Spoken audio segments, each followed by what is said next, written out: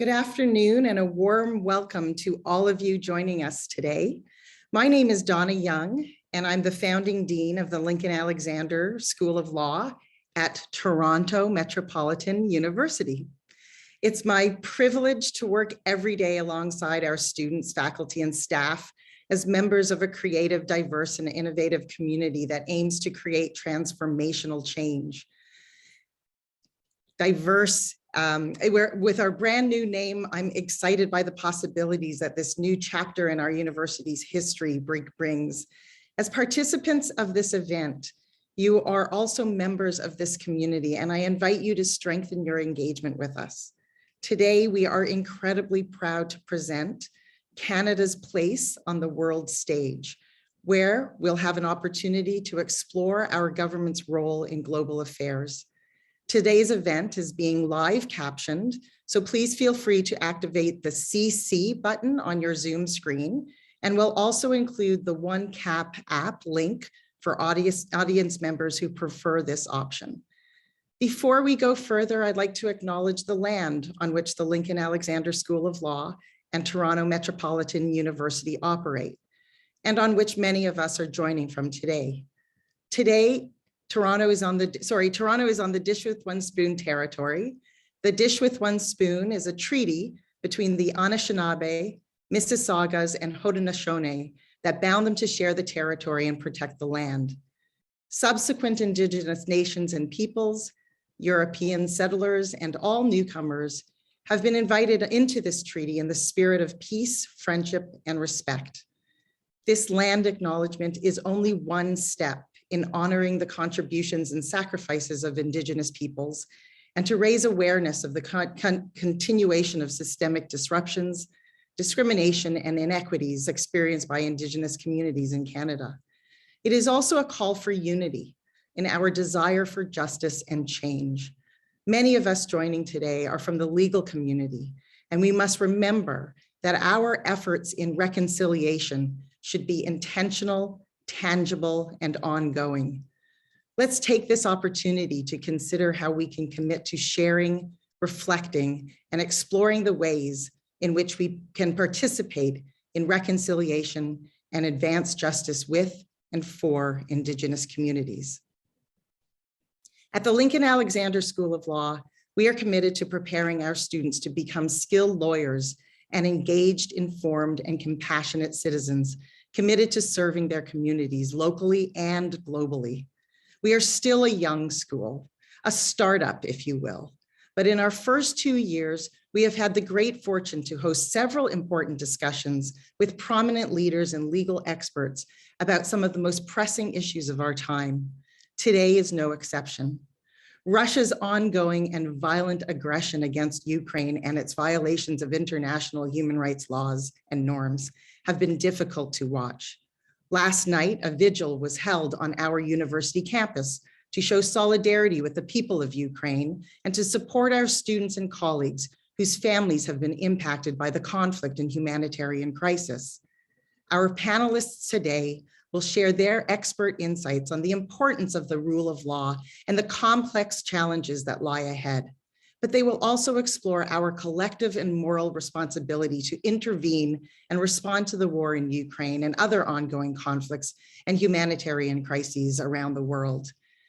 At this time, it's my pleasure to introduce our moderator for this critical conversation. Jennifer Orange is an assistant professor in the Lincoln Alexander School of Law. Prior to this, she was a postdoctoral fellow at the Bill Graham Institute for Contemporary International History at the University of Toronto, a member of the Human Rights Tribunal of Ontario, and a litigator at Torys LLP. As part of her research, Jennifer has written in the areas of international law, constitutional law, human rights, and truth and reconciliation. Last April, Jennifer was appointed as a part-time member of the Canadian Human Rights Tribunal for a 5-year term. Please join me in welcoming Professor Jennifer Orange, who is going to introduce and welcome our esteemed panelists. Thank you. Thank you so much, Dean Young. Good afternoon and a warm welcome to our audience members and to our panelists. A special welcome to our students at Lincoln Alexander as they have just finished their exams. Congratulations on completing such a demanding year. We are celebrating your successes with you. It is my privilege to moderate this important conversation on Canada's role and responsibility in global affairs. The evolving conflict and humanitarian crisis in Ukraine, amidst a global pandemic and the continuing challenge of climate change, are pushing Canada to reconsider its place on the world stage. Today, along with prominent leaders and legal experts, we will explore the opportunities, rewards, and challenges of playing a leadership role in the international community. We have 90 minutes for this panel discussion, so I'm going to keep the introductions of our highly esteemed panelists brief. I'd first like to welcome the Right Honorable Kim Campbell. Ms. Campbell is a veritable trailblazer who has spent much of her life breaking barriers for women. Notably, at the age of 46, Ms. Campbell became the first and to date only female Prime Minister of Canada. She is also the first Canadian Prime Minister to have held office in all 3 levels of government. Ms. Campbell previously held several cabinet portfolios, including as Minister of Justice and Attorney General, and as Minister of National Defense. She was the first woman to hold the latter position among NATO members. Ms. Campbell has participated in major international meetings, including NATO, the G7 Summit, and the United Nations General Assembly. After retiring from politics, Ms. Campbell continued to serve our country as a diplomat, serving as Consul General of Canada in Los Angeles. Today, Ms. Campbell is a sought-after speaker on issues related to leadership, international politics, democratization, climate change, gender, and Canadian-American relations. Ms. Campbell, it is an absolute honor to have you with us today.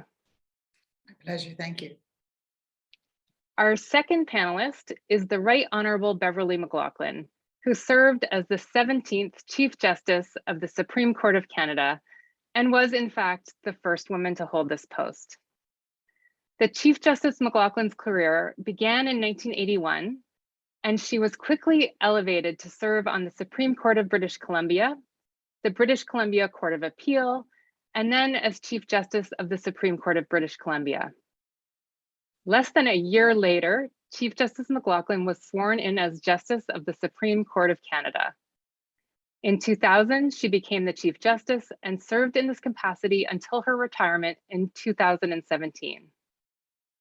As Chief Justice, her honor was praised by her fellow justices for her innate ability to blend theoretical principles of the law with practical applications for Canadians. Chief Justice Mclaughlin is currently serving a second 3-year term as a non-permanent judge of the Hong Kong Court of Final Appeal. In addition to holding the title of longest serving Supreme Court Chief Justice Mclaughlin is one of only 15 living Canadians styled as the Right Honorable, along with Ms. Campbell. A warm welcome to you, Chief Justice. Thank you, lovely to be here.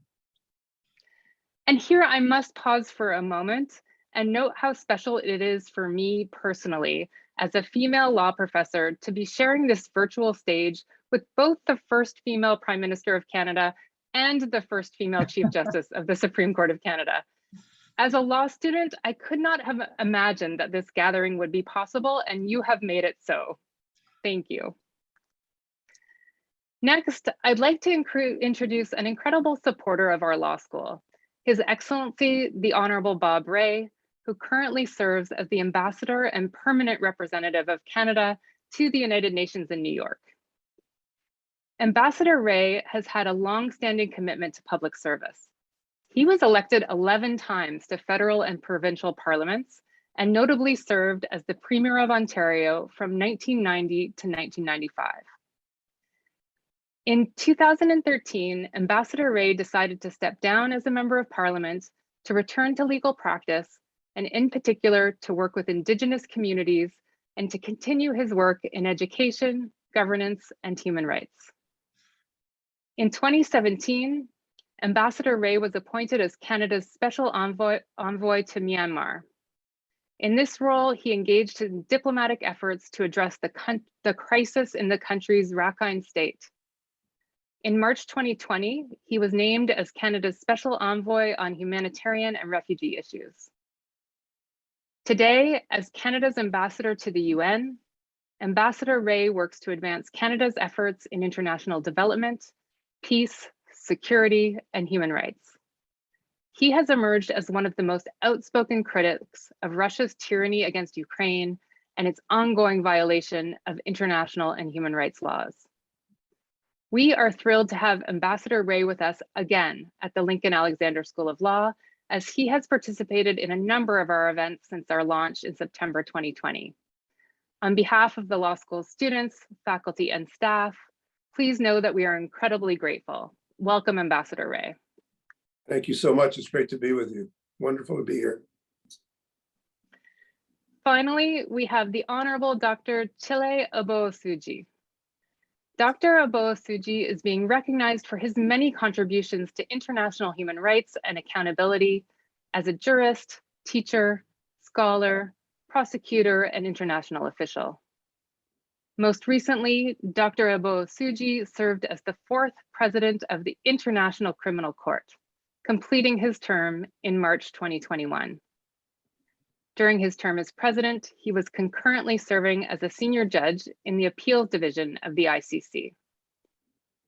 Prior to joining the ICC, Dr. Obosuji served as the legal advisor to the United Nations High Commissioner for Human Rights in Geneva, where he anchored the High Commissioner's interventions in cases involving human rights questions. He also served at various times as a senior prosecutor at both the International Criminal Tribunal for Rwanda and the Special Court for Sierra Leone.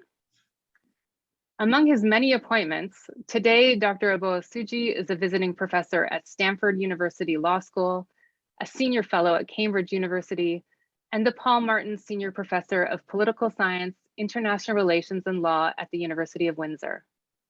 He also serves as a distinguished international jurist at the Lincoln Alexander School of Law and a special advisor to the president of the Toronto Metropolitan University.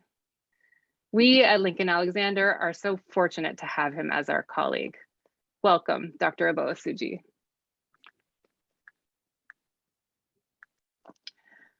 I'd like to begin our conversation today by giving our panelists an opportunity to share opening remarks. From this point, we'll move into some questions, and then we'll open it up for some questions from the audience. So if you have a question, please drop it into the chat and we'll do our best to get to as many as we can. Also, we'll be live tweeting this event.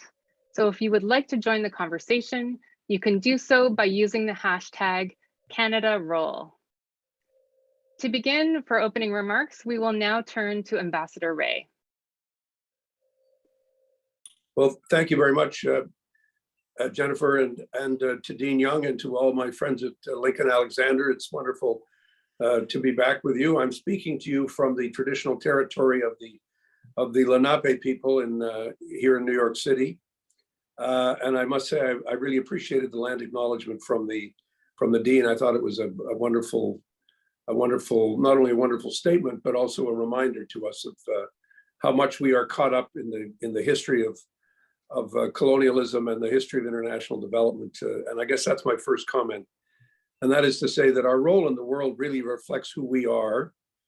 And I think it's fair to say that our role in the world has evolved as we ourselves have evolved in our understanding of who we are. I'm very conscious of who I'm on the panel with, because I think it speaks to so much of the diversity and the incredible transformations that we've gone through as a country in the last several decades that has created the opportunity for Canada to play a new and exciting role in the world if we're willing to take it on. And I think in many ways that's the challenge that we face. The world, Canada's role has obviously changed and evolved. For the first, 70 years as a country, or 50 years as a country, we we didn't really have a foreign policy in place. Our place in the world was to be a loyal member of the British Empire. And that's very much how our politicians saw it, although some wanted us to move more to a position of greater independence. But that took a long time to evolve. At the beginning of the First World War, the Governor General presided over the first cabinet meeting that decided that Canada would enter the war. And I think speaks to a dramatic shift and change in who we are now and how we see ourselves. But it was really Canada's experience in the First World War that I think led a great number of political leaders, and certainly the Canadian people, to feel very strongly that it was time to change and time for us to take our independent place on the stage. And there's a lot of reasons for that, which for time reasons I won't go into, but it's an interesting story. Robert Borden, who was our prime minister through the First World War, was very, very affected by the war himself personally. He had to deal with the number of losses that Canadians suffered and what that meant for so many Canadian families. And he insisted on taking his place at the Paris Peace Treaty discussions in Versailles. And he insisted that Canada would sign the document independently of Great Britain and that Canada would take its own place at the League of Nations. And I think that was the beginning, if you like, of Canada's entry into the world stage and to our position. I think it's fair to say that Canadians, after that war, felt a sense of a need to really pull back a bit and to reinforce our own sense of national identity, not to get caught up in too many global struggles. Mackenzie King, who was the prime minister for much of that time, was very much an old-fashioned isolationist in many respects. He didn't want to get into the conflicts. He didn't want to engage, particularly as Europe and the world began to descend into a world of tyranny and authoritarianism and terrible tragedy. He wanted to pull back from that. But really, it was the Second World War, the growth of the Atlantic Alliance and the Atlantic Charter, and the beginning of a development of Canada playing an even stronger role on the world stage, which I think sets the stage for where we are now. Because Canada's policy was really dictated by the fact that we emerged from the Second World War as a middle power. We were relatively untouched by physical damage, unlike Europe, which was really destroyed. Asia, dramatically affected. China, conflict continued until 49. And so we find ourselves increasingly being asked and expected to play a strong role. And under Lester Pearson, that was clearly something he wanted to do and many of his generation wanted to do. And the kind of presentation of Canada in the world has really evolved quite significantly since that time. Lester Pearson was the person who put us forward as a peacekeeper, as a country. And he, at the end of his life, he also wrote a famous report on international development where he insisted that he thought Canada could play an even stronger role. He also, the Saint Laurent government signed eventually the Universal Declaration of Human Rights, although there were a lot of pullbacks as to why they weren't that enthusiastic in going forward, even though it was a Canadian who drafted it. And since that time, we've really seen a very strong evolution of our position. And I keep coming back to the point I was making at the beginning. The reality of Canada is that the world is in us. Thanks also to another reform of Lester Pearson's on immigration, the makeup of our country has completely changed. We've also realized the extent to which we are a colonial country with a deep history of oppression and repression and discrimination in our past, and elements of that still existing in our present, and a need for us to understand that we're not only in the world, we're also in history, and that we've gone through this process of change. And now I think we find ourselves in a world which democracies are once again dealing with the impact of authoritarianism, in which the world is still divided in terms of advanced economies and countries which are still very much developing, great deal of inequality in the world, a great deal of what we call in the UN here, the 3 Cs: conflict, COVID, and climate change.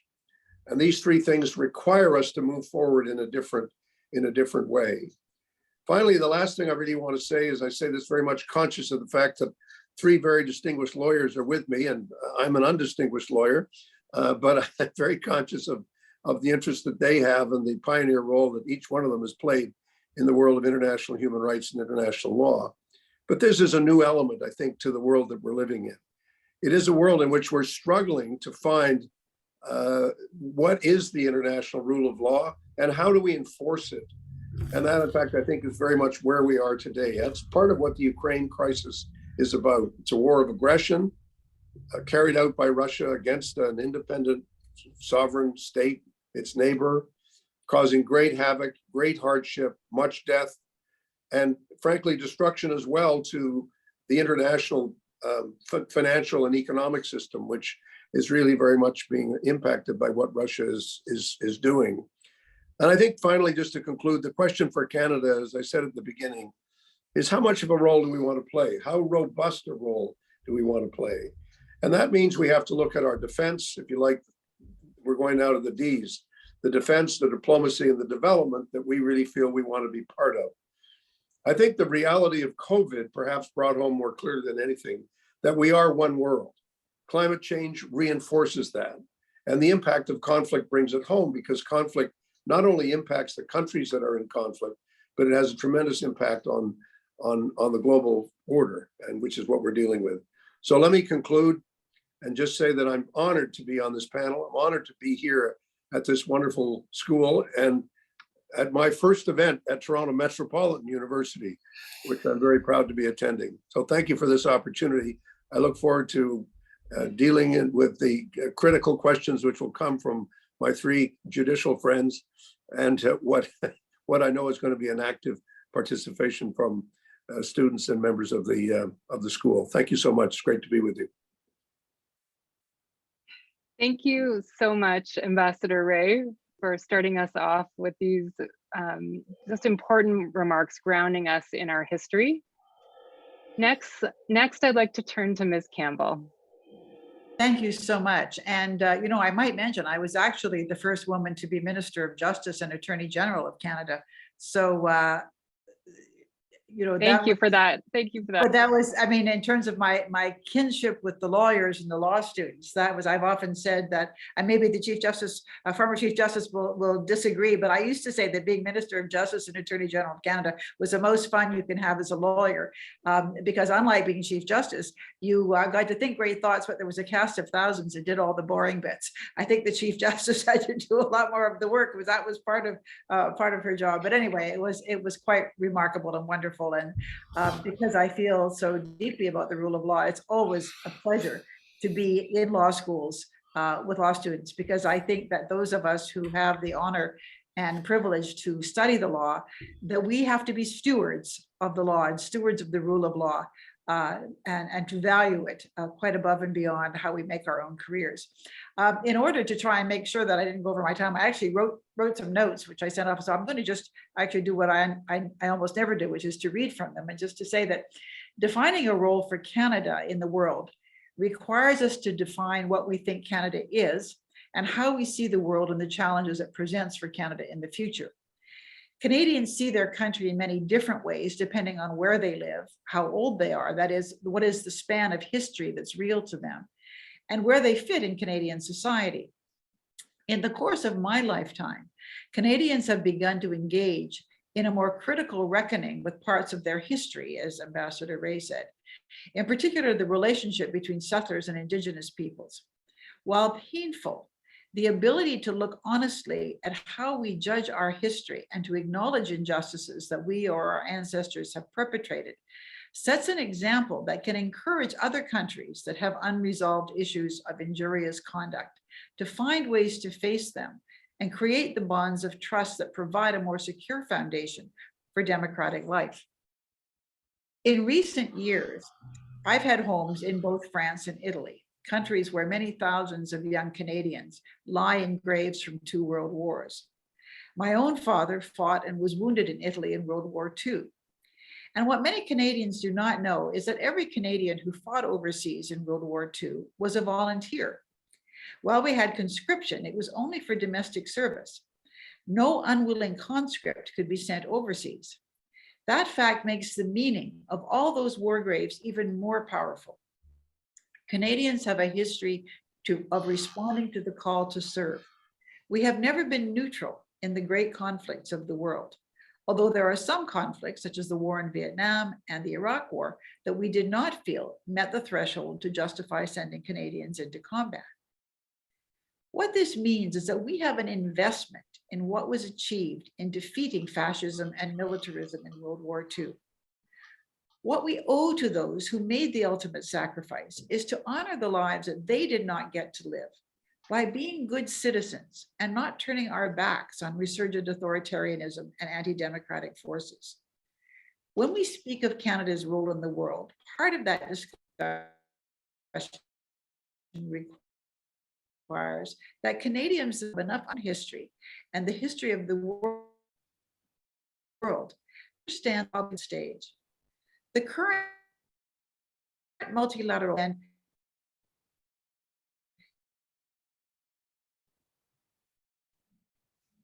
NATO, EU are all a painful lessons learned from one of them has ever known. The children of the two generations. These origins are clear, but for many young people, although they benefit from a more multilateral world, they do not see the institutions as miracles achievable only in the aftermath of great destruction. And their inevitable flaws and shortcomings. We see today what terrible things governments can achieve by not denying their citizens a true knowledge of their own history and an appreciation of the consequences of repeating the follies of earlier times. And one of the things that worried me the most in the ongoing saga of the leadership of Vladimir Putin, because I was a Soviet specialist in my youth, was his abolition of the organization Memoriam, which tried to revisit the history of the crimes of Stalin in that era and the victims that suffered from that. Because if we don't know our history, we don't understand that, it becomes very difficult to appreciate what we are capable of doing in the present. As a prosperous, highly educated democracy, Canada has an obligation to stand for the pursuit of truth, not only in terms of historical understanding, but also as respect for science and the ongoing process of unraveling the mysteries of the sciences to make life better for all citizens. Whether it is pandemics or climate change, Canada should lead in the effort to push back against those who would distort or obfuscate what we know. It is no comfort to see how the reality of climate change is beginning to create a broader consensus about the need to address it. We are already beyond points that could have mitigated many of the disasters that are taking lives and destroying human and natural habitats around the world. Canada leads the world in the number of citizens with higher education. We need to support research and education and make the benefits of what we are able to achieve available to other peoples. Our intellectual resources are matched by our extraordinary natural riches. Canada must find ways to use those resources, energy, agricultural, minerals, manufacturing, to support broader goals of food security, climate health, and peace. For example, our response to the decimation of Ukrainian grain production as a result of the Russian invasion should be to determine how we can make up some of that loss to support the countries who face famine if the supply is not replaced. Can we plant more? Can we use reserves? How can we use our energy resources to support the policy of starving Russia of its energy income? Can we help the US to use more of its gas for export by sending them ours? Can we plan for the energy transformation that may now just be more achievable given Europe's recognition that dependence on Russian oil and gas is not politically sustainable? The answer is not to increase the use of fossil fuels, but to use what we have. For example, geothermal power plants from oil wells, pipelines perhaps to carry hydrogen, to keep the goal in sight while setting an example of a socially constructive and prosperous model for transition. Finally, Canada should be in the lead among nations in building the institutions and capacity to strengthen the rule of law, and especially to combat corruption which not only robs people of their wealth, but also corrodes political institutions. As the effort is made to rebuild Ukraine, Canada should be a partner in helping Ukraine, which incidentally already has quite considerable capacity in e-government, and its benefactors to administer the huge sums necessary to rebuild in a manner that does not become a sewer of corruption and wasted resources. This is necessary to maintain support for democratic governance. In all of these areas, Canada has existing capacity. Responding to the call to serve in these areas is the best guarantor of Canada's security and domestic solidarity in the long run. Thanks. Thank you so much, Ms. Campbell, and thank you for tying together so many different opportunities for Canada to lead. Next, I turn to Chief Justice Mclaughlin. Well, thank you very much. Thank you very. Can you hear me? I think Can Dean you, Young might need to turn off her microphone. Let's see if that helps. Try now. can you hear me now? Yes, go ahead. Okay, thank you. It's great to be with you today to discuss this very, very important subject, Canada on the world stage. Our world has changed a great deal in the last decades, and it is changing exponentially as we speak. Current events are changing, the climate is perhaps unalterably changing. And so it is a very, very timely thing to ask, what is Canada's role on the world stage? Today, I'd like to talk briefly about Canada as an international institution builder, Canada as an educator, Canada as an example and leader in dispute resolution, and finally, as a leader by example. First of all, Canada has a rich history of institution building to make the world a better place. Other speakers have mentioned Humphreys, who drafted the Declaration of Rights, UN Declaration Bill of Rights.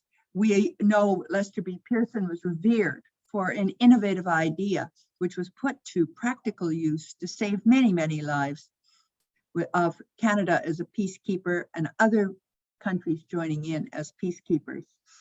We played a huge role in the development of the International Criminal Court, the Rome Treaty. Philip Kirsch, who was the first president, worked tirelessly for Canada in bringing signatories to the table and in making the International Criminal Court a reality. And there were many who said it would fail, but Canada stuck its neck out and it persisted along with other countries. Some notably did not, such as the United States, think it was a good idea. But it has shown its worth over the 2 decades since it first started hearing cases. And now, in the terrible situation we find ourselves in with Russia and Ukraine, it is seen as a beacon and a hope that perhaps out of all this violence and misery and war, there can be at least a justice in the end. We have really been institution builders, at least up till that time. And I think we need to look again at how we can strengthen international institutions who are seeking to achieve greater justice in the world. The second way we've contributed is through education. I was Chief Justice for almost 18 years. And in that time, I and many other judges sitting on courts devoted their free time, such as it was, to supporting international judicial education initiatives. And this was very important. When the Berlin Wall went down and the nations of Eastern Europe that had formerly been under communist rule opened up and became democracies, there was a huge need for educating judges in things like judicial independence, in things like human rights, even running courts in an efficient way. And Canada was a leader in that and contributed enormously to building up better judicial resources and the rule of law in those countries. And this, of course, has spread to other continents. This is very, very important because education is important, because justice doesn't just come because you say, we're now going to have it. You have to have people who can administer it, who understand it, and corruption comes in here. Many of the former regimes in Eastern Europe and elsewhere were corrupt, and corruption still exists. And one of the most important ways of tackling it is through education.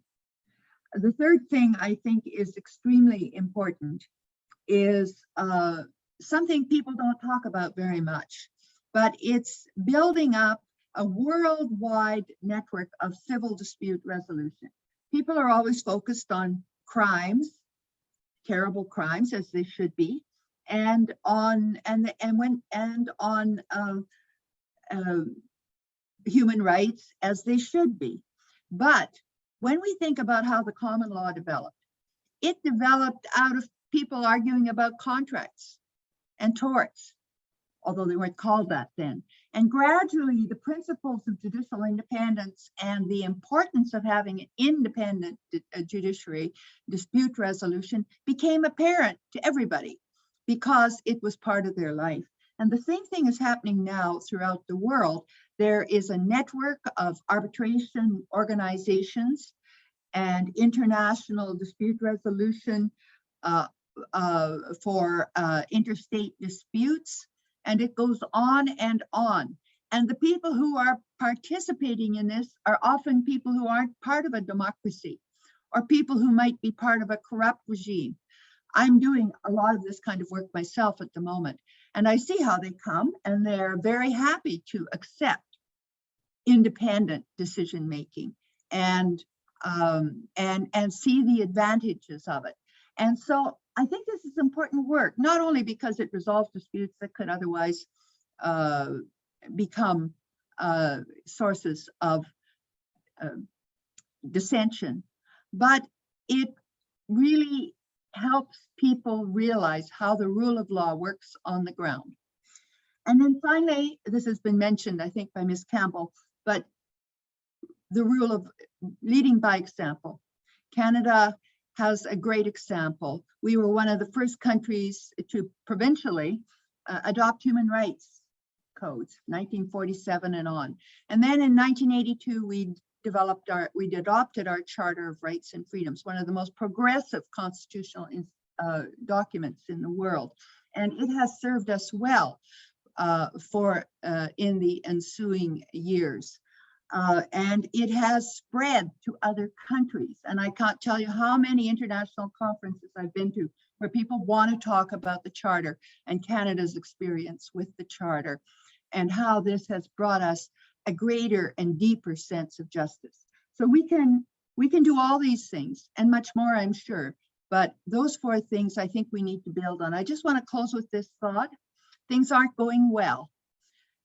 We thought that the rule of law was going to increase forever after the fall of the Berlin Wall. We thought more and more countries would become open democracies. About 2011, that stopped happening. And democracies were decreasing.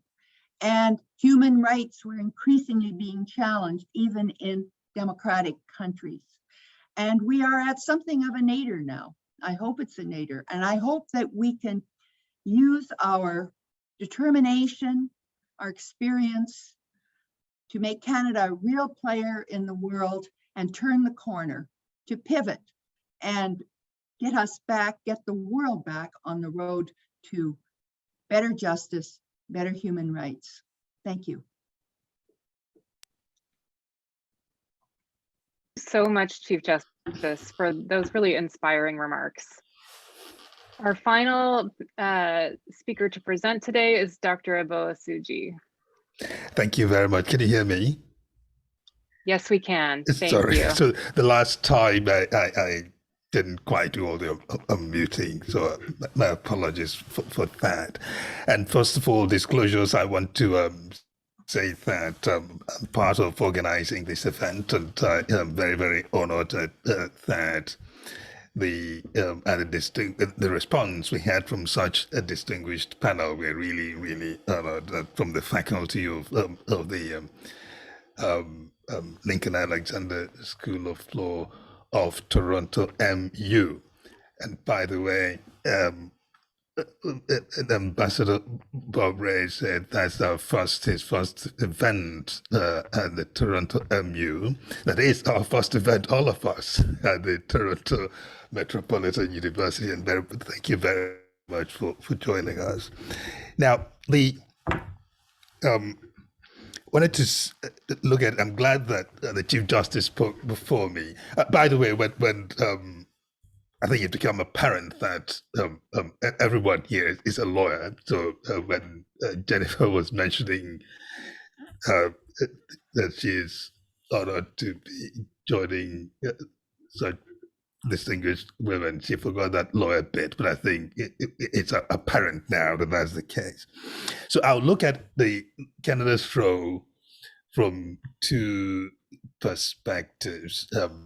First, the rule of law angle that the Chief Justice spoke about, but also I teach international law. And in addition to international law, I also teach international relations, and international relations is basically the politics of relations between nations. And I will try and come at it from both. And they are connected, how to look at it. Ambassador Ray, after during his opening speech, said basically in effect, ball is in the air, how does Canada strike it, as it were? And it's important to keep in mind that part of that, I mean, how international law has evolved from its very beginnings. It's usually when there is an armed conflict. There is an armed conflict, minds and hearts are concentrated into finding solutions that would, make the world a better place, make relations between nations a better place. Eventually, in 1945, make lives of human beings basically what's in it for humanity as well. Until 1945, that was not emphasized as much. But all these things, if you track it back, be it to 1648, when after the 30 years war in Europe, and the 80 years war, even before the 30 years war that blended into the 30 years war, 80 years war, the War of Independence, the Dutch independence from Spain. France joined in to help them, and at the end of it, the Dutch and the Spaniards also teamed up and were fighting the French. It was a mess at the time. So in 1648, they were like, okay, let's stop fighting. After 30 years, of course, you're going to be exhausted from fighting, let alone who fought for 80 years. So you had that Treaty of Westphalia there that laid the groundwork for a lot of things. Of course, people who normally talk about the idea of the sovereignty of states, equality of states, and all that. Yes, we have that ready reference to the to Treaty of Westphalia for that. But there are other things the Treaty of Westphalia did for international law and international relations. For example, if you read the text of that treaty, deep in there is buried the idea of even a free trade agreement. The Treaty of Westphalia was that. I would say the first model of it, as well as the idea of respect for the rights of religious minorities. Again, in there, all these things we now see in contemporary international law came after, those treacherous wars in Europe.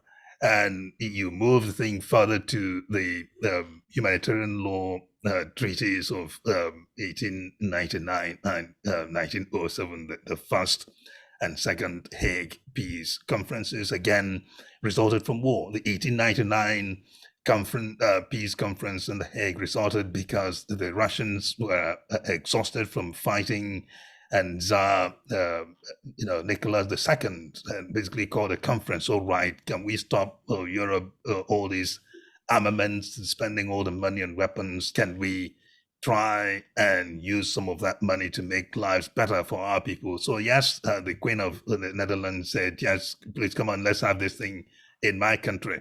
And so they had that Hague Peace Conference there. They did not agree to arms reduction, but that was the start of the a slew of treaties that dealt with humanitarian law. You had 6 documents come out of there, 3 treaties and 3 declarations. Then in 1907 they reconvened and again revamped things, again resulting from war. Now move on to 1919. We know what happened. Suddenly the League of Nations was fought, and that was at the end of the First World War. Wilson thought, okay, we can't keep, the world can't keep doing this. So we can't keep supporting, empires, need to build and sustain empires have led to this treacherous war. And we need to have an organization that will basically underscore the people's right to self-determination, as well as manage conflicts, so we don't have such conflicts continuing and people wanting to do that. So League of Nations formed, again resulting from a war. 1945, the United Nations, again from the Second World War. So every time you look at those growth spurts in international law, there is a war somewhere in there. Now, here comes another one, 2022. And what are we going to do about accountability is a big question. But beyond that, I ask, is it possible to adjust international law in a way that creates another layer or 2 of deterrence against those who would unleash wars of aggression? And by the way, a war of aggression in international law, it's a crime in international law. There are no 2 ways about it. People might want to argue it if they want, but those who have plotted international law will know that the Nuremberg proceedings confirmed the idea that a war of aggression is an international crime. As a matter of fact, the tribunal said it, that a war of aggression is not only an international crime, it is the supreme international crime because it contains within it the accumulated evil of all the other war crimes you can imagine. So that's what we got out of that. It's a confirmation of the idea that wars of aggression international crimes. So how then do we readjust international law after the current war of aggression, after the current international crime, to say in future people will think twice about wars of aggression, about that international crime, and what role can Canada play in that? And you already see the desire to play a role. I'm in Ottawa as we speak, and I gave a talk to MPs last evening on this very subject. And one of the things I read in the news before my event last evening was a news about a bill that's been introduced in the House so that the frozen assets could be permanently stripped of their previous from the previous owner. So that's one thing that's done. Whether or not that's a way to do it, we have to look at that carefully. But one thing that is possible to do, there's another way of doing it, and I do strongly urge that. And this is the project of finally consecrating the idea of peace as an actionable human right, a fundamental human right, actionable kind. moving away from declaration that you see in preambles to certain human rights documents, moving away from 2016, for instance, when the UN General Assembly adopted finally a declaration on the right to peace, but put it into a covenant, a treaty that is enforceable, and the treaty is designed in such a way that, and here, Chief Justice Mclaughlin, we come back to dispute resolution, and we're talking about here, how can it be possible that victims of these, crimes of aggression, wars of aggression, at the end of the day, would have their own right to litigate their own claims in civil courts, quite apart from the prosecution that needs to happen for those who commit crimes of aggression. But because at the end of these wars, what tends to happen is you'd see an armistice agreement signed or peace agreement signed, and a clause in those agreements would typically say, well, let bygones be bygones. There should be no prosecution from this thing. But that's treaty between, or peace agreement between two countries, two heads of state signing it. But it leaves the poor people whose lives have been destroyed, who's with nothing really, whose families and loved ones have been killed and injured in the madness, with no remedy. But if we had an actionable human right, fundamental human right to peace that is enforceable, then we lawyers know that expression would be used ibi remedium, where there is a right, there is a remedy for violation of that right. It will then give victims of these wars of aggression a remedy, their own claims in court against not only the authors, perpetrators of those crimes of aggression, wars of aggression, but also against corporations that knowingly support that. As in, a war of aggression is ongoing, it's not a war of self-defense, which every country is entitled to defend themselves. But when a company now sees that there's a war of aggression ongoing, everybody recognizes that, and that company who builds weapons continue to resupply that war of aggression, then that company should be prepared to make amends to those who have been harmed by that war of aggression. So a carefully crafted treaty, covenant on the right to peace that is designed to do this can help victims in every country so that these assets that are being frozen can be frozen, but then to keep it for those who may have claims, legitimate claims that the rights to peace have been violated. So that's one thing that can be done, and which Canada, as I said, this impulse to freeze the assets and permanently freeze it may be an itching of what can we do, and this may be another way of doing it. I will one more on dispute resolution, but not the litigation kind, about the role of Canada, and I'll stop at that. Would be on those who studied Canadian history of Canadian foreign policy, and O'Brien took us through that. Lester Pearson looms large in the imagination of Canadians and people around the world, and part of that is what thing he did during the Suez Canal crisis was to say, yes, UK and France, yeah, we know we are related, but we're not going to join you in what's happening. We want to cut it in the middle, make peace, and try and moderate the peace in there. I think that may be something for Canada to think about in future. There comes a point in a conflict where lines are drawn and there's nowhere else to go. There's nothing else to do than to take sides. There comes a point where you have to take sides, and no question about that. But until we get to that point, is it possible for the Canadian leadership to play the role of, let's modulate peace here, let's try and make peace here to the extent that there's room to make it, let's push for it and not take sides yet until we've exhausted all options and there's nowhere else to go. I'll leave it at that, so some food for thought. Thank you very much. Thank you so much, Dr. Abosuji, and thank you for these concrete ideas. All of our panelists, thank you for your thoughtful remarks. You've really anchored us in Canada's history and brought forward important questions of how our identity shapes our opportunities for leadership on the world stage, and importantly, how Canada can support the rule of law.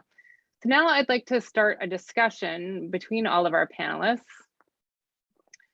And to begin, I'd like to ask Ms. Campbell. Ms. Campbell, in your remarks, you spoke about Canada's identity and its relationship with our history. How does Canada's identity place it in a position to take leadership roles on issues such as climate change, the COVID-19 pandemic, and global hunger? Can Canada serve as a voice of conscience in global affairs? Well, when I was a Canadian diplomat, after I'd had political retirement thrust upon me by the Canadian electorate, I was in the United States, and I used to say, a Canadian is not just an unarmed American with health insurance. And one is that we are an independent country, that we have a very high level of development, being very much like the United States, but I think others do see the great difference. And so, but one of the things that I think is important, and there, we've talked about Canada's role in international law, but there is also a nexus between the quality of our domestic law and what we can do internationally. And Chief Justice Mclaughlin referred to this when she talked about the interest people have in our charter. But I remember a number of years ago when Louise Arbour, who subsequently served on the Supreme Court of Canada, but when she was Chief War Crimes Prosecutor in The Hague, and I spoke to her about the fact that systemic rape had been made a war crime. And I said, I thought that was a very extraordinary and important development. And she said, yes, but we build on the law reform that people do domestically. So for example, when I was Minister of Justice, we totally revised the sexual assault law in Canada. And what she was saying is that when progressive countries develop very good legal frameworks in certain areas, these become templates, models, and norms that other countries can aspire to, and that may also change the global legal framework. So one of the things that I think is important for Canada is to see that the better we solve certain problems domestically, whether it is technical problems like actually finding practical ways of dealing with climate change.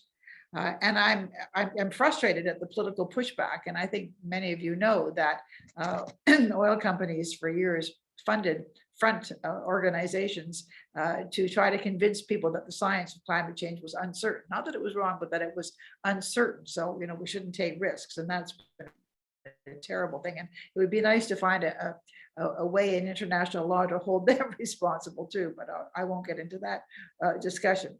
But I think that the technical capacities we have, the capacities we have in terms of law reform, and as Chief Justice Mclaughlin referred to, institution building, which is extremely important. I think these are ways that we can connect what we do domestically to solve our own problems, and the elaboration of our own protections of human rights in Canada. All of these things do have an impact on in a broader arena. And as we create the normality of certain changes, freedoms, protections, etc., they become part of the vocabulary of international legal norms. So I would just stop there and just say that that's one of the things that we sometimes forget, is that what we do for our own domestic purposes principally becomes something that becomes an example, and also not just an example, but a template, a demonstration, put it that way, of what these changes can mean more broadly. Thank you very much. Chief Justice Mclaughlin, on that note, I wonder if you see the connections between what the work of Canadian courts and the work in the courts of other democratic countries. And is there a dialogue between them that helps support the rule of law? Definitely. I was a big supporter of international, but cross-national jurisprudence. Comparative law is what lawyers and professors call it. And of course, we know that there have been people in the United States, like my late friend, Justice Scalia, and we'd have great arguments about this, but you know, we in Canada aren't afraid to look at how other countries solve legal problems and absorb that into our own thinking, and vice versa. Many Canadian decisions of the Supreme Court have been adopted in other countries for their reasoning, and courts have followed their lead in the United Kingdom, and I could go on. So this enriches the jurisprudence, and it also brings us all much closer together.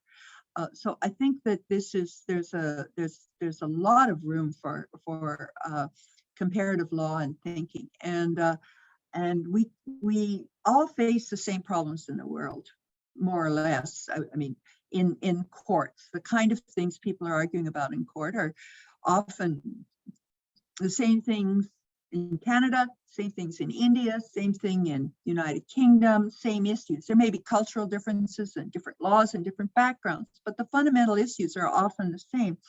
And so we can all learn from each other.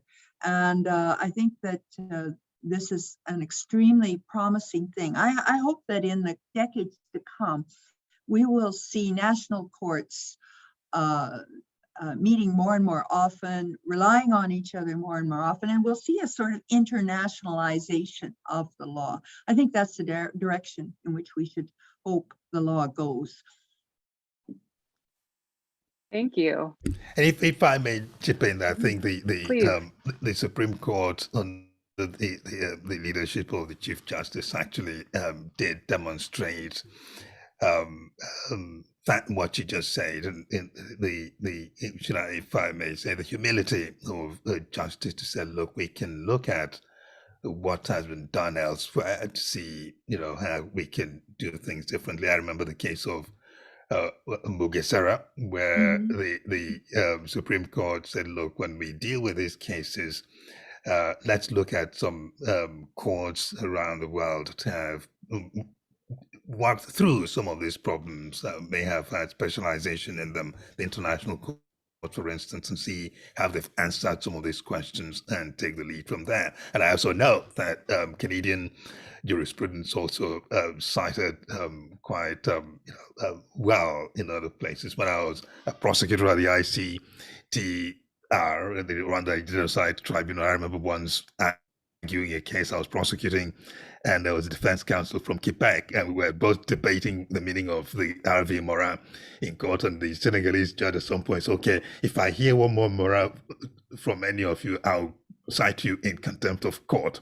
And then we all shut up. And the point was that Canadian law does travel around quite a bit too. I should just say that when I went to run an organization in Madrid in 2004, every lawyer I met was very familiar with the Supreme Court of Canada decision on the reference on Quebec separatism. It was very famous. I can imagine. Thank you for those answers. Ambassador just Ray. a note, yeah, wanted to kick in a note on humility. I think one of the qualities that Mr. Pearson brought to his success as a mediator and his success at the UN, and I think he showed it too in national politics when he did so much in such a short term in office, was because he had an ability to sympathize and understand other people, and there was a humility to the man himself, which was quite remarkable. And I think a similar spirit. I always say that imperial habits die hard. Countries that are of deep imperial history of one kind or another have a great deal of difficulty thinking that they've got much to learn from other people. And one of the keys to getting on in life is understanding what you have to learn from others. And I think that's a strength of our jurisprudence. And the fact that it's being copied by others or read or imitated by others is tremendous. But in all the work that I've done, and Kim has done a lot of work in this area as well, on working with other countries and trying to resolve disputes, sometimes successfully, sometimes not. I think that really what helps us is we've maintained our curiosity about how other systems work. And I always judge, and here in New York, I always try to, if I'm having a conversation over dinner, I'm always interested in who's asking questions about what other people are doing and who's just telling people what they're doing. And that's an enormous difference. inhabit. So to anybody who's listening, I'd just say, stay curious. It's one way of showing not only humility, but also our ability to learn. And I think one of the frustrating things that we see in the world today is we haven't learned much, it would seem, from the behavior that we're watching today in Ukraine. That's what makes it such a horrendous conflict. You just look at it and it's just mind-boggling to see what's happening, but it reflects a lack of understanding of history. So we're in history, we're in the middle of the law, we're in the middle of the world. We're not above it. We're not above any of these things. We're in them. And I think that's a very important thing to remember. Thank you. Thank you for that, those wise words. Ambassador Ray, you referred to the will to lead. And Canada was once seen as a leader in peacekeeping, and you've talked about the Pearson era. Is it possible for Canada to take up that role actively again? Would it be in Canada's interest to do so, or should we be thinking of dispute resolution more broadly? Well, I think it's all part of a puzzle. The question of our willingness to lead has to do with whether we're willing to take risks, whether we're willing to spend some money in some cases. And in all those instances where we have been able to lead, it's been because we were willing to do both, and to make an investment and to understand how connected we are. And one of my personal missions is to try to reinvigorate that sense. Many people refer to elements of bureaucratic thinking as hotbeds of cold feet. And I encounter that a lot. I encounter a lot of hotbeds of cold feet. People who can invent a million reasons why something should not be done, or why we should wait for somebody else to say, or I'll say, well, what do you want me to do in this meeting? And I'll be told, well, you've got a watching brief, Mr. Ray. That's really what. And I said, that's of no, I mean, that's crazy. You mean you don't want me to say anything or ask any questions, or no, just watch what's going on. That's a very unwise position for Canada to take. I actually think there's a lot of scope for us to lead broadly on the role of law. And I think that with the comments that Chile has made, if I may be casual with him, is to say there's something really happening in the world today around the rule of law, around accountability, around responsibility to protect, and also responsibility to deal with perpetrators of crimes, that requires leadership. And it's not solo leadership. It's not just Canada, but it's our ability to work with a lot of other countries and say, let's bring this together. One of the smallest countries in the world, Liechtenstein, not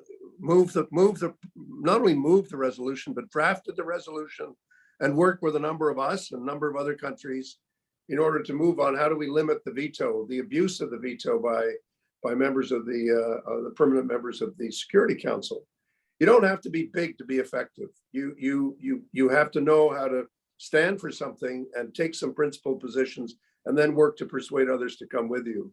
So yeah, I think Canadians would like us to lead, and I think they like it when we do, and I think we should like it to take that opportunity, not leadership because we're trying to lay it on other people or we're trying to lord it over other people, but because you know that it takes initiative to actually get things done. And that means being a willing participant in the kind of changes which I think are sort of staring us in the face, are required at the moment. Thank you for that. To many people, and I'm seeing a number of questions coming in the Q&A on this issue, there have been increasing challenges to the rule of law, both locally and internationally. The Russian invasion of the Ukraine is but one example.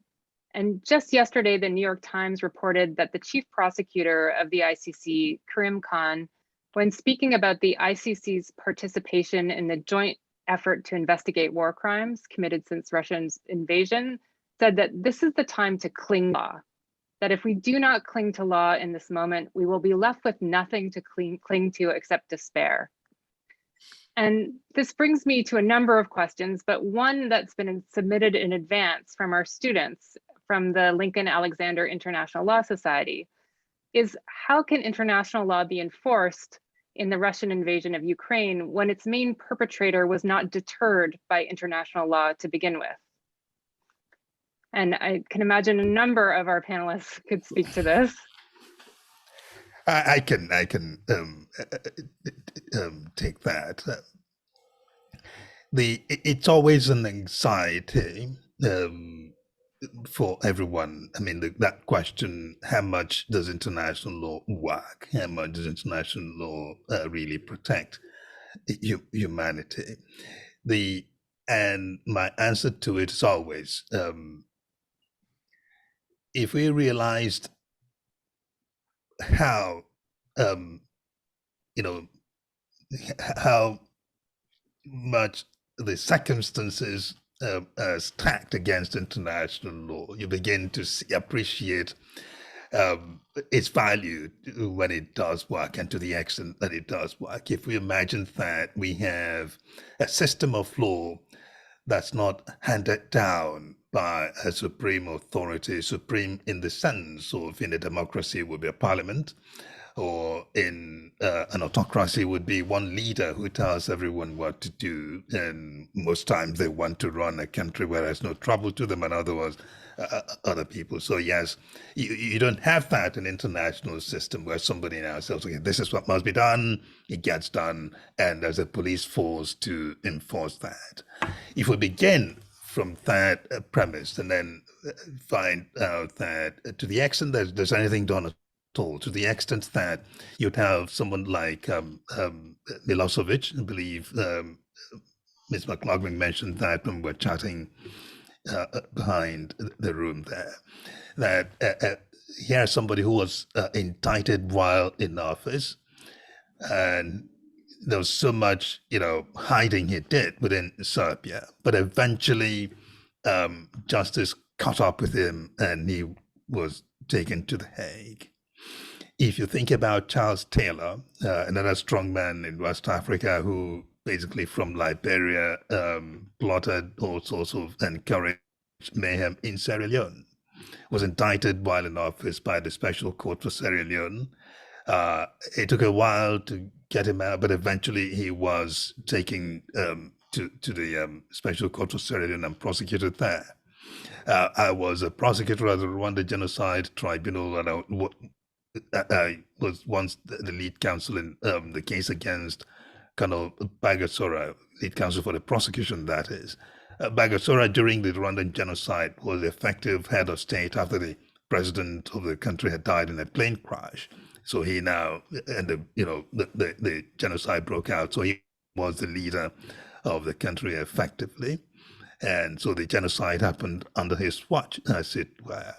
And eventually he was prosecuted. So if we look at the strongman leaders who eventually ended up being prosecuted, and you find that then basically lean back on the saying, one of my favorite sayings in the law, and this was from Benjamin Cardozo, that says that justice is not to be taken by storm. It is to be wooed by slow advances. You find that there would come a time when as long as the international community is resolved on accountability, justice will do its work eventually. Now, another one. Yes, of course, there may be that people may be in a hurry. Well, why isn't somebody indicted right now and prosecuted right now? Okay, that's all well and good if that can happen.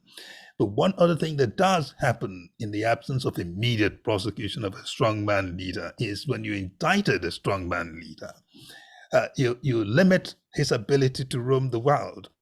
And for them, their country, however large it is, becomes a small cell. Like our homes became small cells for us during COVID, and people were running nuts, as it were.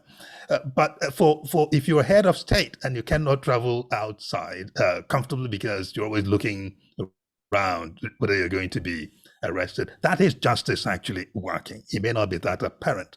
So there's a lot that can be done where there's a resolve for accountability. It may not happen immediately, but then eventually it will. But moving it forward from there, the question then becomes: is it possible for the world to even build or fortify those ramparts of international accountability, so that people think twice about doing these things in future by tightening up the Rome Statute so there are no loopholes? There's a huge loophole in there that says that a state, national of a state that's not a party to the Rome Statute cannot be prosecuted for the crime of aggression, except when the Security Council refers the case. And this is not happening. It's going to happen in respect of Russia.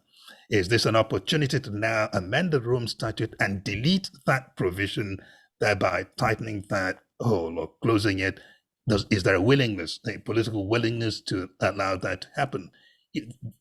Little things like that can help make a difference in future. It will not be miraculous. It will not be instantaneous. It may not be 100%, but then to the extent there is 10, 15, 5% even, that's a lot for humanity than when there is not that at all. Can I Thank just you say very that? much. Mhm. Can I just say that obviously the rule of law, optimally, we'd like it to be able to deter and then hold people accountable when they act. It has also been used in the past to enable a global consensus to take action against an aggressor. So, for example, I was on the Cabinet Committee for the Gulf War, and Prime Minister Mulroney insisted that President George H.W. Bush go to the UN to get a resolution from the Security Council before it went in. Now, you can argue about the wisdom of all of that, but the Korean War, for example, was only made possible because the Russians, the Soviets walked out and allowed a resolution to pass. So, but in terms of dealing with aggression, that ability to get a global consensus that would allow policing actions or the actual ability to stop somebody, I mean, we don't have that now. So what we've got is NATO helping Ukraine by arming it, but we don't have, NATO doesn't want to get involved in the conflict because they don't want to get involved in war with Russia.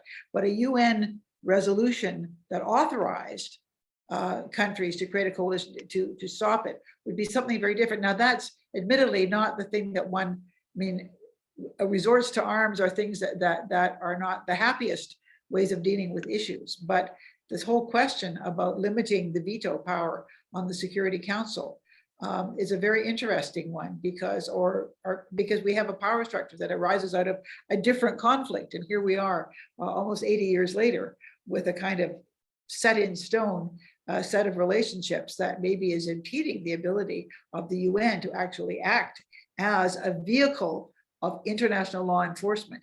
It can't do that. And I think that's one of the weak parts of the structure then.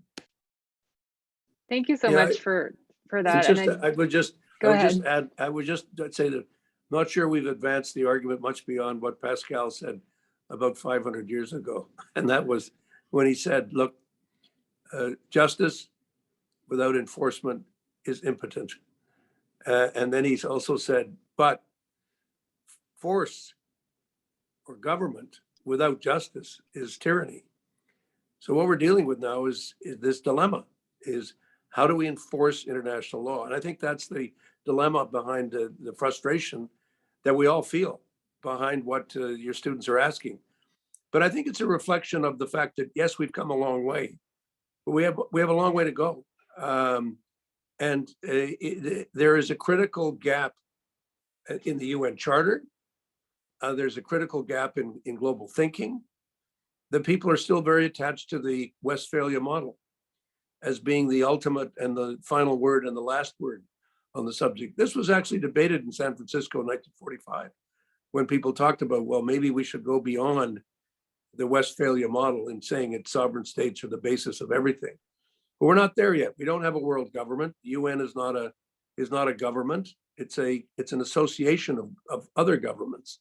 And that's what makes it, I think, it's such a challenge to deal with this issue of enforcement. And I think we have to be persistent in how we go forward. And there really is no alternative but to try to move the system to one where we can have a better enforcement of the rule of law globally as we seek to have it nationally.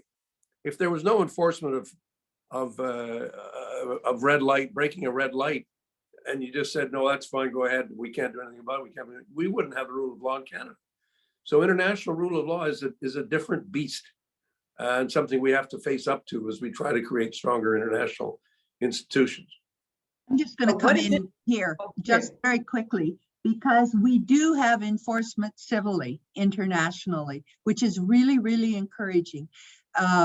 You can get, whether it's the result of an arbitration under treaties, that's enforceable. Certain courts, international courts, it's enforceable. So we have taken that step, which was the first step in the common law.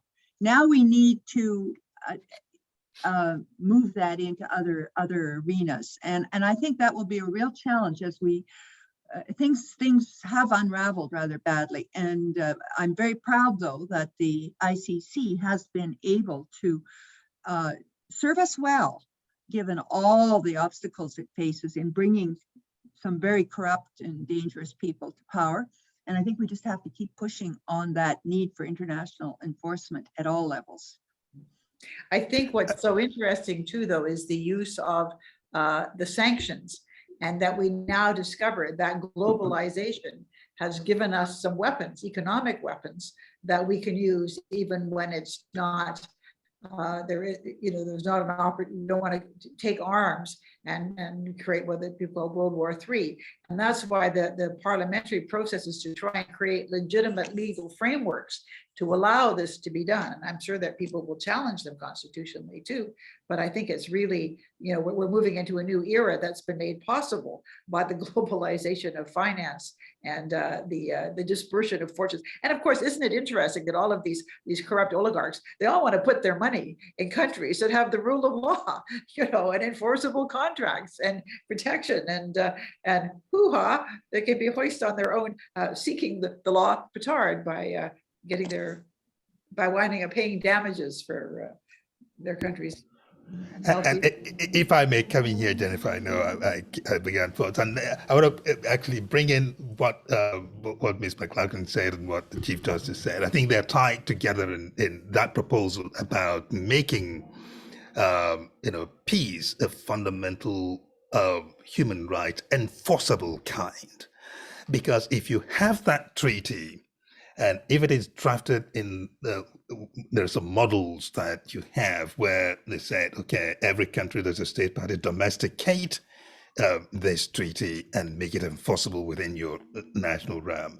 You're now in the territory of what the Chief Justice said. You now have a scenario, and what the Prime Minister also said, you have a scenario where somebody whose assets have been frozen because of a war of aggression, there's a claim made against that person or that company by a victim of that in the let's say Ukrainian comes to Canada, sues Putin or any of the other people who are involved in this thing, and a Canadian court acting on that treaty that has been domesticated because it's part of Canadian legislation now, award damages. And the asset that's been frozen is now used to satisfy that judgment. You have now civil litigation being used to enforce international law in a way that does not seem, that momentous. But we're not there yet, and that's why it's important to try and think seriously about doing that and how it can be done. Thank you so much for these concrete ideas that are coming out of this discussion. And I apologize, we haven't been able to get to more of the questions from the audience, but actually this discussion has addressed many of the questions that have come up about the rule of law, about the Security Council's functioning with the veto power, and about what concrete steps Canada can take to try and enforce the rule of law internationally. Unfortunately, we've run out of time. What a thoughtful and thought-provoking discussion. It's been an honor to share this forum with all of you. I would like to thank our panelists for joining today, the Right Honorable Kim Campbell, the Right Honorable Beverly Mclaughlin, His Excellency, the Honorable Bob Ray, and the Honorable Dr. Chile Obo-Suji. Thank you for sharing your deep knowledge and frontline experience on these pressing matters. We hope to continue our engagement with you in the future. And thank you to our participants for joining today. If you enjoyed this webinar, please visit our website for more news and event updates. To this end, we have an exciting announcement. In June, the Lincoln Alexander School of Law is partnering with the university's Human Rights Services and the Ontario Human Rights Commission to host a virtual conference.